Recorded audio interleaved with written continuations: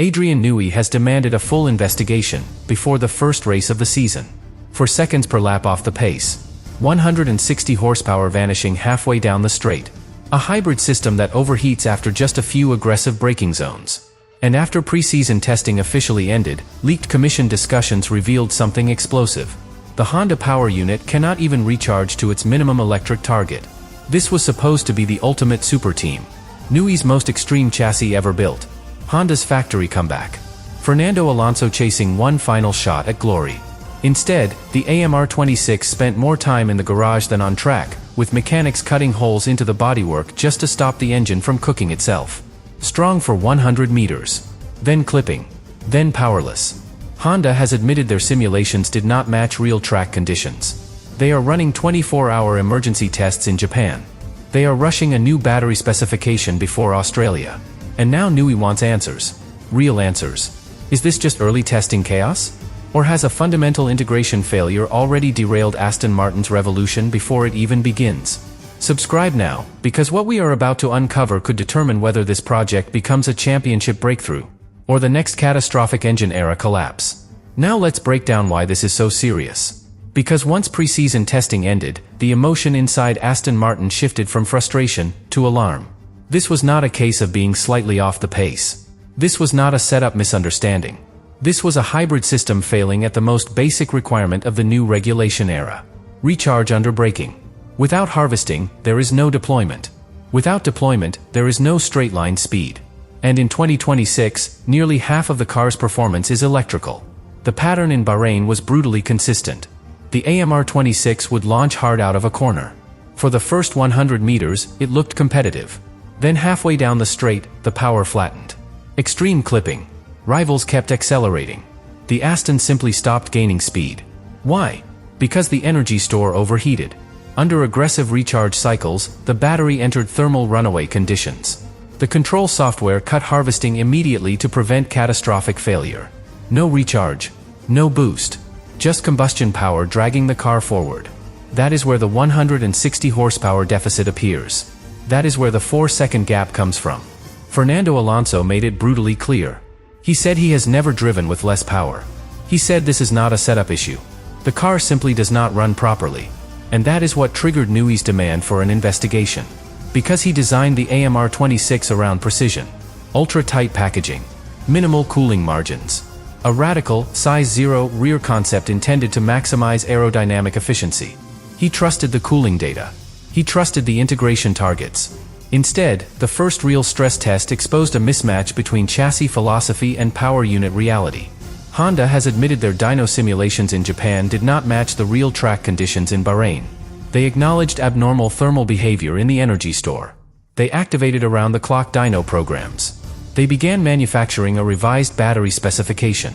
And they formally requested Aston Martin widen the bodywork to allow more airflow, even at the cost of aerodynamic efficiency. But widening the bodywork changes the car fundamentally. It affects airflow to the diffuser. It increases drag. It shifts balance. It compromises the very philosophy Newey built this machine around. And that is why this investigation matters. Because if the root cause is incomplete simulation validation, that is systemic. If the root cause is over-aggressive packaging assumptions, that is architectural. Either way, it is deeper than a single overheating component. Preseason testing is over. There are no more private corrections. Australia will be the first public audit of this project. If the revised battery stabilizes harvesting, if clipping disappears, if Alonso can push without being told to cool the system every second lap, the investigation becomes a turning point. If not, the narrative shifts immediately. From ambitious revolution to integration failure. And when one of the most successful designers in Formula One history demands answers before the first race of a new era, it is because he understands something critical. You cannot build a championship on unstable foundations. Melbourne will tell us whether Aston Martin has stabilized the ground beneath them, or whether the cracks exposed in preseason testing are only just beginning to widen. But here is where this story turns from technical concern into long-term danger. Because once you begin a regulation cycle on the back foot, recovery becomes exponentially harder. The first races of a new era are not just about points. They are about direction. Correlation between wind tunnel and track. Validation of cooling models. Energy management calibration. Software refinement. If those foundations are compromised, everything that follows is distorted. Right now, Aston Martin is not chasing performance. They are chasing stability. And stability is reactive. Championship teams must be proactive. If the revised battery arrives in Australia with improved thermal resistance but reduced peak output, the car may survive longer stints. But it may still lack the full 350 kilowatts of intended deployment. That means less clipping, but also less straight-line threat. And in a field this tight, even a small deployment limitation becomes visible. Meanwhile, widening the bodywork to allow better cooling is not a cosmetic adjustment.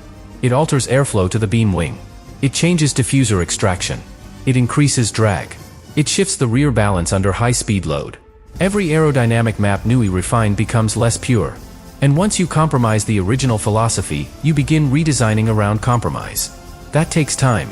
And time is the one resource Formula One never offers freely. Now consider the internal pressure. Lawrence Stroll did not invest in this project to fight for survival in Race 1. He invested to challenge for wins in year 1 of the new regulations.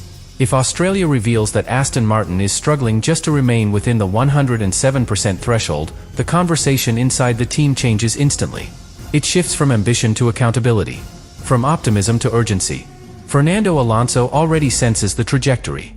He knows the difference between a car that needs fine-tuning and a car that needs structural correction. For seconds per lap is not fine-tuning. It is architectural. And when Honda admits that simulation and real track conditions did not align, that raises deeper questions. How did validation pass? How were cooling thresholds signed off? How did integration checks miss sustained thermal runaway under aggressive harvesting? Because in modern Formula One, simulation accuracy is everything. If that chain breaks, confidence breaks with it. And once confidence cracks between chassis and engine departments, collaboration becomes cautious. Caution slows development. Slower development widens the gap. So Australia is not just a race. It is the first live stress test of trust. If the revised battery holds temperature across consecutive braking zones, if harvesting remains stable, if clipping disappears halfway down the straight, then Newey's demand for investigation becomes the catalyst for correction. But if the AMR26 fades again, if emergency cooling remains visible, if Alonso is forced to back off every few laps to protect the hybrid system, then this project does not begin with momentum. It begins with doubt. And doubt in a new regulation era can define an entire cycle before it truly starts. Preseason testing is finished. The investigation has been demanded. Now Melbourne will decide whether this was an early warning that forced unity, or the first sign that Aston Martin's bold new era is already under strain. Because in Formula One, genius can design the fastest car on paper. But only alignment, precision, and flawless execution make it unstoppable. And right now, Aston Martin must prove they still have all three. And there is one more consequence that almost nobody is talking about. Because if this investigation confirms that the flaw was not just a single overheating component, but a breakdown in integration between chassis and power unit, then the problem is cultural, not mechanical. And cultural problems take far longer to fix. When Newey designed the AMR26, he did it with absolute conviction. Extreme rear packaging, minimal cooling margin, maximum aerodynamic efficiency. That kind of philosophy only works when every department moves in perfect alignment. Aerodynamics, power unit, thermal modeling, energy management software. If even one of those links is weaker than expected, the entire chain flexes under pressure. Bahrain proved the chain is flexing. The hybrid system overheats under aggressive harvesting. The software cuts recharge to protect the battery.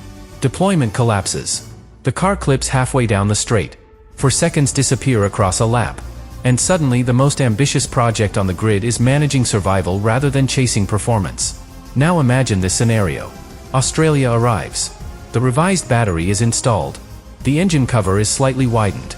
Cooling is improved just enough to prevent immediate shutdown. But the team must run conservative energy maps to keep temperatures stable. That means reduced peak deployment, reduced overtaking threat, reduced flexibility in strategy. You survive, but you do not dominate. And surviving is not what this project was built for. The danger is subtle.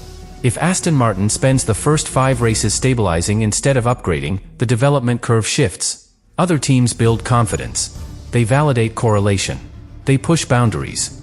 Aston Martin remains cautious. Caution limits risk. But it also limits progress. And in a regulation reset year, progress compounds faster than most fans realize. Every race provides new data. Every race refines simulation accuracy. If your baseline is unstable, every data set you collect is influenced by protection limits and emergency calibrations. That distorts long-term development. That is what makes this investigation so important. Newey does not just want to know why the battery overheated. He wants to know whether the simulation chain can be trusted going forward. Because if the modeling that approved the cooling envelope was flawed, how can future upgrades be validated with confidence? And if confidence between Honda and Aston Martin weakens, collaboration slows. Small disagreements become larger. Design meetings become defensive instead of creative. That shift is invisible to fans, but fatal inside a Formula One program. Meanwhile, Fernando Alonso is watching all of this unfold. He understands momentum better than anyone. He knows how quickly belief can evaporate if early races confirm structural weakness. He has seen projects spiral before. And this was not supposed to be another rebuilding year. It was supposed to be a statement.